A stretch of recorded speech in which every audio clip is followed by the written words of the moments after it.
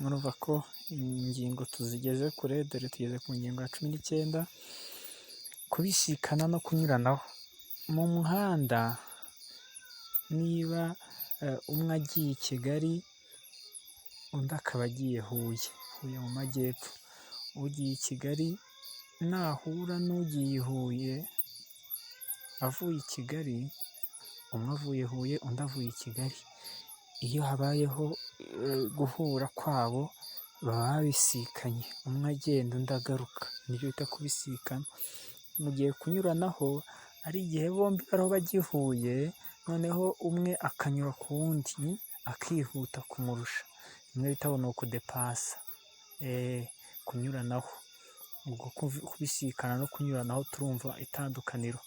Babisikana iyo umwe ajya aho undi ari hava, mu gihe banyuranaho iyo bose bariho bagana ahantu hamwe, noneho umwe hakabaho kwihuta kurusha mugenzi we. Rero ingingo ya 19 iravuga ngo ku byerekeye imyubahirize y'iri teka, kubisikana no kunyuranaho bireba gusa ibinyabiziga bigenda. Nta kinyabiziga cyabisikana n'ikindi kimwe gihagaze ikindi kigenda, oya, byombi bigomba kuba bigenda.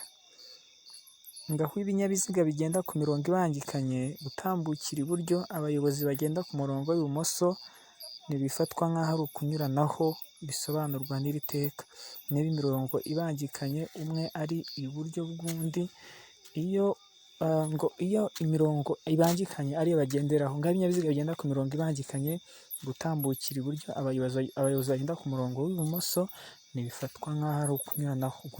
Aba bagendaga ahantu hamwe, ibisate ni bibiri, baragenda babangikanye, ubwo abahinduye igisate yagenderagamo ntabwo byafatwa nk'aho ari ukunyuranaho.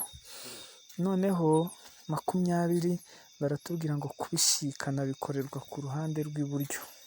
Kubisikana bikorerwa ku ruhande rw'iburyo, hahandi uriho uragenda uri iburyo bwawe n'ugaruka ari iburyo bwe. Niyo mpamvu avuga ko kubisikana bikorerwa ku ruhande rw'iburyo.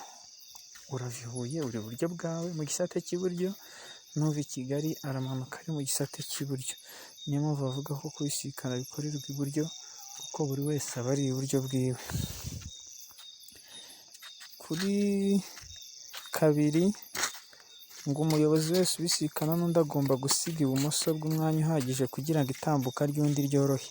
Niba ugiye kubisikana n'undi muntu, ibumoso bwawe hasiga umwanya uhagije kugira ngo mugenzi wawe abashe gutambuka mudakozanyijeho ibinyabiziga, ndetse byaba ngombwa akegera inkombe y'uburyo bw'umuhanda. Egera inkombe y'uburyo bw'umuhanda kugira ngo usige umwanya ibumoso bwawe, uwo mugiye kubisikana ataza kuba yakugonga cyangwa ngo umugonge.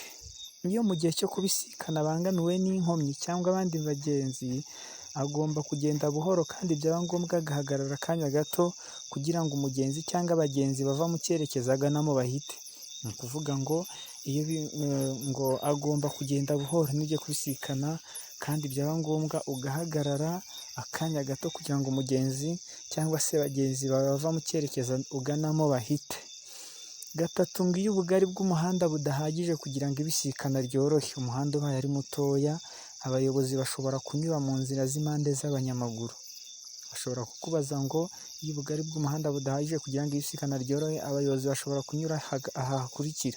Tubonye ko bashobora kunyura mu nzira z'impande z'abanyamaguru, ariko bigakorwa ku buryo butateza impanuka abagenzi bazirimo. Niba unyuze mu nzira z'impande z'abanyamaguru, ubikora ku buryo utateza impanuka abo banyamaguru nyine aho bazigendamo. 4 ngo iyo ubugari bw'inzira nyabagendwa igendwamo n'ibinyabiziga budahagije kugira ngo ibisikana ribeho nta nkomyi, abagenzi bategetswe koroherana kugira ngo batambuke. Ugiye kubisikanira n'umuntu ahantu hato cyane, musabwa koroherana mugashaka igisubizo. Ushobora kuba washyira ikinyabiziga cyawe ku mbuga y'umuntu, umugenzi wawe yamara gutambuka ugasubira mu muhanda. Ubwo ni uburyo bumwe bwo koroherana. Rero ngo ubugari bw'inzira nyabagendwa igendwamo n'ibinyabiziga budahagije kugira ngo bibisikane nta nkomyi, ngo abagenzi bategetswe koroherana kugira ngo batambuke. 5 ngo mu mihanda yo mu misozi no mu zindi nzira nyabagendwa zicuramye, cyane cyane aho ibisikana ridashoboka cyangwa riruhije, abayobozi b'ikinyabiziga kimanuka ngo umuyobozi w'ikinyabiziga kimanuka agomba gushyira ku ruhande ikinyabiziga atwaye kugira ngo areke ikinyabiziga cyose kizamuka gitambuke.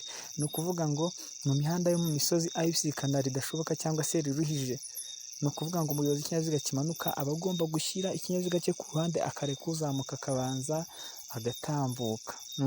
Ngo keretse iyo hari ubwikingo ibinyabiziga bishobora guhagararamo, uwo mwanya ukaba uteye ku buryo hakurikijwe umuvuduko n'aho ibinyabiziga biri, ikinyabiziga kizamuka cyaba gifite ubwikingo cyangwa kimwe muri ibyo binyabiziga kikaba kigomba gusubira inyuma niba ikinyabiziga kizamuka kitagiye muri ubwo bwikingo.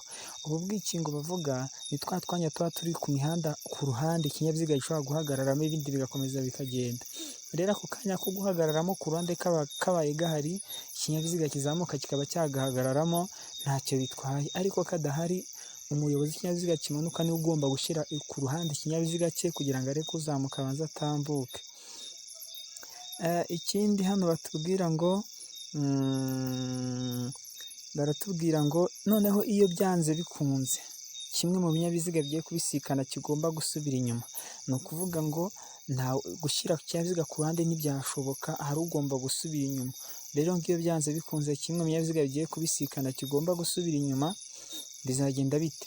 Ngo abayobozi bagomba gusubira inyuma ni abatwaye ibinyabiziga bidakomatanye bahuye n'abatwaye ibikomatanye, hagasubira inyuma bwa kabiri abatwaye ibinyabiziga bito bahuye n'abatwaye ibinyabiziga binini, ubwa gatatu hagasubira inyuma abatwaye ibinyabiziga byikoreye imizigo bahuye n'abatwaye ibinyabiziga bitwarira abantu hamwe. Ibyo bintu birumvikana. Niba utwaye ikinyabiziga gito urasubira inyuma niba uhuye n'utwaye kinini, niba utwaye ikinyabiziga kidakomatanye urasubira inyuma niba uhuye n'utwaye ikinyabiziga gikomatanye, niba utwaye ikinyabiziga gitwaye imizigo urasubira inyuma niba uhuye n'utwaye ikinyabiziga gitwarira abantu hamwe.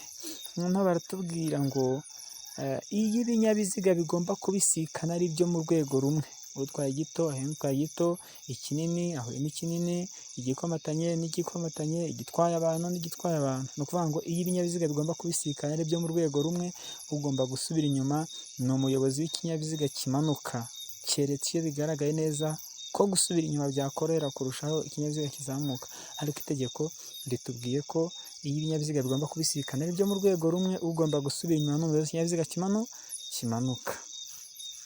Ndumva isomo ry'uyu munsi ryareshyaga rityo, ni rigufi riroroshye, ariko hari ugize ikibazo yabaza. Ku ifoto nabahaye naberekaga ko kubisikana bikorerwa iburyo, kubisikana bikorerwa iburyo.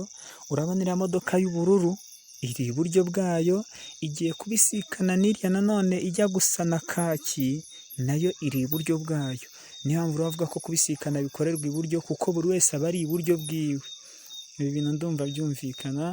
Noneho ariko habaye hari ufite ikibazo yakibaza, kandi nkomeje kubifuriza gushyiramo umwete ndetse no kugira umuhate. Ikindi kandi mukomeze mugire n'ibihe byiza, Imana ibarinde. Yari mwarimu wanyu uko bisanzwe Maxime Kayumba, murakoze cyane.